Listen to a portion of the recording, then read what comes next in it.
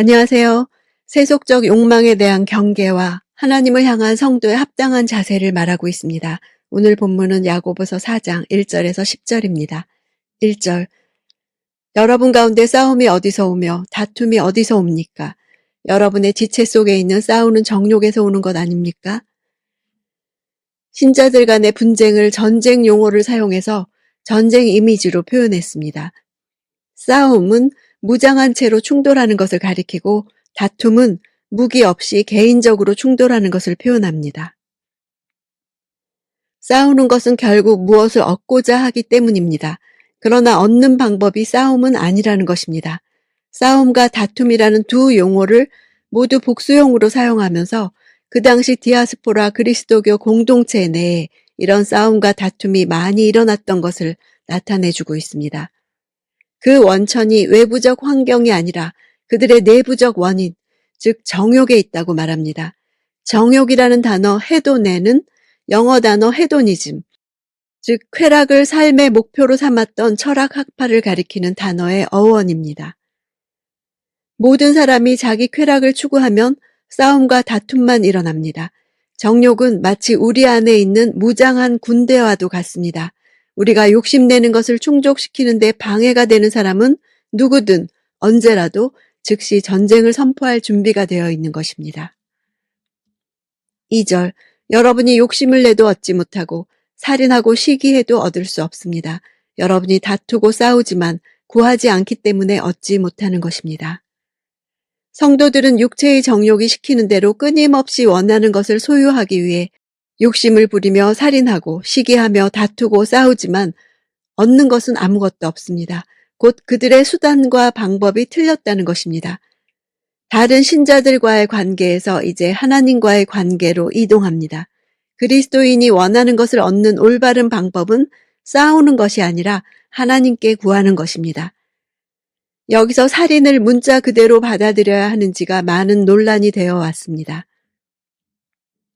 말로 죽이는 것을 가리킨다고 볼 수도 있고 전쟁 이미지로 표현한 분쟁일 수도 있습니다.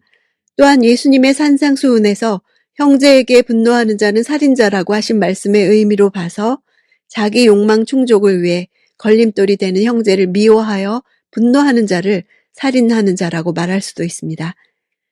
이어지는 시기한다는 것은 형제를 미워하는 것을 다시 한번 강조하는 의미라고 할 수 있습니다.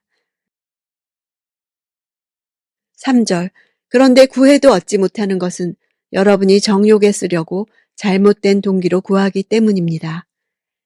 신자들이 서로 싸우는 것은 하나님과 원수가 되어 있기 때문에 나타나는 현상입니다.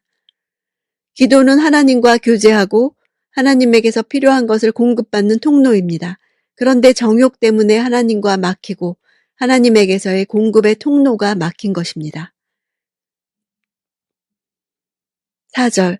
간음하는 여자들이여 세상과 친구가 되는 것이 하나님의 원수인 것을 알지 못합니까? 누구든지 세상과 친구가 되고자 하는 사람은 하나님의 원수가 되는 것입니다. 우리 자신의 정욕은 세상과 직결된 것입니다. 세상 정욕의 추구는 영적 간음과 같습니다. 간음하는 여자란 자신의 남편에 대한 정조를 지키지 않고 다른 남자와 부정한 행위를 하는 여자를 가리킵니다. 신자들이 하나님을 적대하는 세상과 친구가 되는 것은 하나님과 결혼 관계를 깨뜨리는 것입니다. 5절. 여러분은 여러분 안에 계신 성령께서 시기하기까지 사모하신다고 한 성경 말씀을 헛된 것으로 생각합니까? 사실 하나님이 성령께서 시기하기까지 사모하신다고 하는 직접적인 표현이 구약 성경에는 나오지 않습니다. 다만 성경에서 하나님은 질투하시는 하나님이라고 언급된 말씀을 염두에 두고 말한 것입니다. 하나님의 질투는 악의적인 감정이 아니라 자기에게만 충실해야 하는 부부관계에서 품는 배타적 사랑의 감정입니다. 6절. 하나님께서는 더 큰 은혜를 주십니다. 그러므로 말씀하십니다. 하나님께서는 교만한 사람을 물리치시고 겸손한 사람에게 은혜를 주십니다. 교만한 자는 문자적으로 남의 위에 서서 자기를 나타내는 자라는 뜻입니다. 이런 자는 화목하기를 원하시는 하나님의 뜻을 비웃으면서 자기 욕망을 따라 분쟁을 일삼는 자들입니다. 물리친다는 단어는 대항하여 전투하다라는 군사 용어입니다. 7절 그러므로 하나님께 복종하고 마귀를 대적하십시오. 그러면 마귀가 여러분을 피할 것입니다.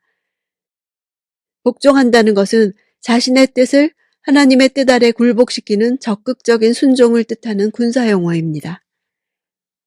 예수님은 성경 말씀으로 사탄을 대적하여 물리치셨습니다. 마귀는 분쟁과 다툼과 이기적 욕망의 주범입니다. 마귀를 대적해야만 분쟁과 다툼을 극복하고 평화를 되찾을 수 있습니다. 8절 하나님을 가까이 하십시오. 그러면 하나님께서 여러분에게 가까이 오실 것입니다. 죄인들이여 손을 깨끗이 하십시오. 두 마음을 품은 사람들이여 마음을 정결하게 하십시오. 형제 자매들과의 갈등은 하나님과 갈등이 있는 증세이므로 하나님과의 갈등을 해결해 주어야 합니다. 따라서 성도들 간의 갈등은 하나님께 가까이 감으로 해결해야 합니다.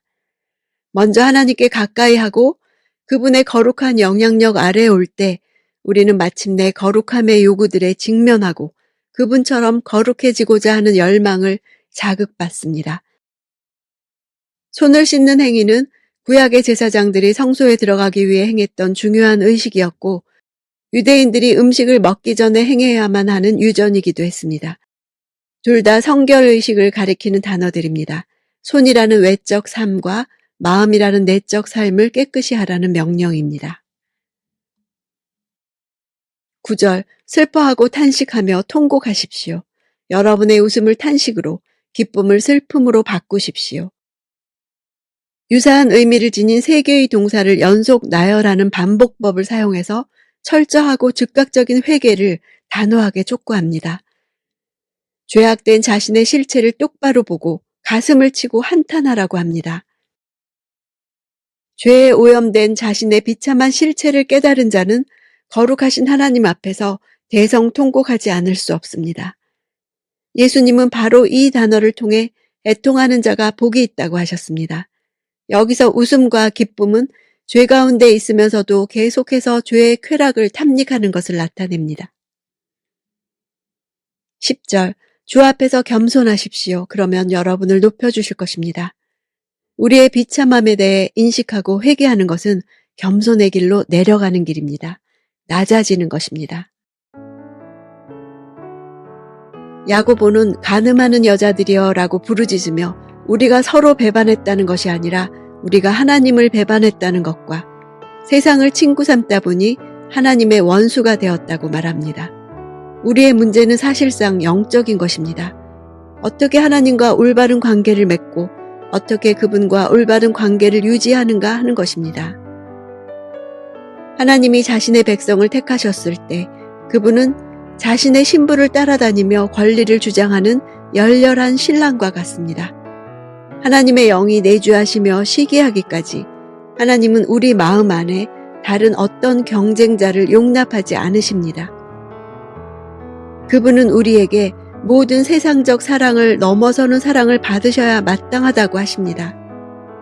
하나님의 자원은 절대 다함이 없으며 그분의 인내는 절대 고갈되지 않고 그분의 주도권은 절대 멈추지 않으며 그분의 관대하심은 한이 없으십니다.